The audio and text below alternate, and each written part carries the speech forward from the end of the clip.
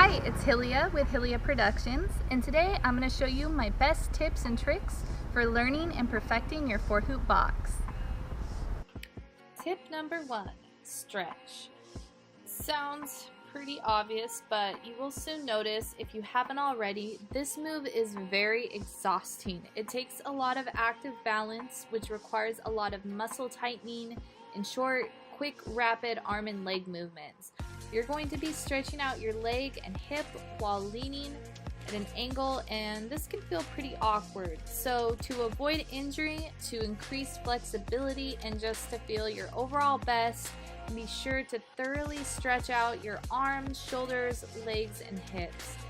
These examples are just a few samples of some of my favorites. Tip number 2, keep your arms and legs tight and straight. One of the most common mistakes I see hoopers make attempting the box is bending at the knees and elbows. This creates two problems. One, it gives you less control of your movements, and it's harder to keep the hoop on a steady plane. And two, it just creates an overall less polished presentation. Tip number 3, watch your lines. Try to practice in front of a mirror. Your arms should create a right angle, and your legs should do the same. This will ensure proper shape and also help with control. Practice in front of a mirror to make sure you hit those lines. Tip number 4, turn your planted foot out.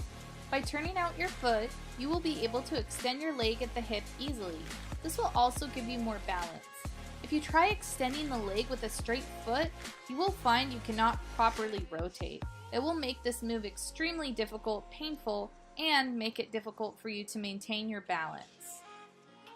Tip number 5, find your balancing point.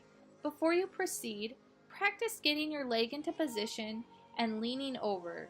Find your center. Figure out how far you have to lean. Notice, if I don't lean that far enough over, I'm going to fall right back into my starting place. Now notice, if I lean too far over, I'll just lose balance, control, and fall right over. So it's very important to practice getting into position so you can find that center and it becomes automatic. Tip number 6, learn to use your foot. Start by backspinning the hoop on the vertical plane on your hand. Once you get it going, practice placing your foot inside and extending your leg. The hoop should spin across your arch. If you have not done this before, it may feel very odd and difficult at first, so don't be discouraged. You can put the hoop on your ankle or leg, but I feel that you'll have less control and symmetry this way. It may take a little longer to get the foot down, but it will be worth it. Tip number 7, drill the foot pass. I cannot stress this enough. This needs to be a seamless transition. It will help your balance and help you easily get in and out of the box. Practice this drill of steadily raising the leg and passing the hoop from your hand to your foot back and forth.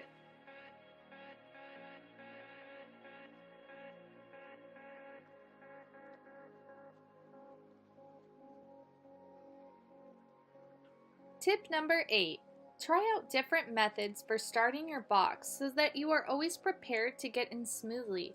My favorite is starting by transferring the hoop from my hand to my foot, then starting the one on my grounded leg. The other method is to start by spinning the hoop on your grounded leg and then transfer the hoop from your hand to your foot. You decide.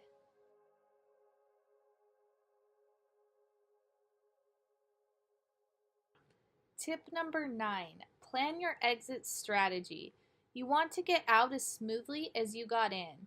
This takes some work. My favorite way to conclude is to stop and grab the hoops in my hands, stack them together like this, then grab the one on my foot, and lastly, my leg. Try this order for getting out so that you don't end up like this with the hoops just going everywhere, crashing down all over the place.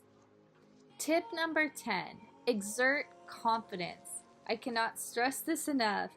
It makes such a difference when you're in your 4-hoop box and you look confident, you look happy, you're just proud or powerful, however you want to put it.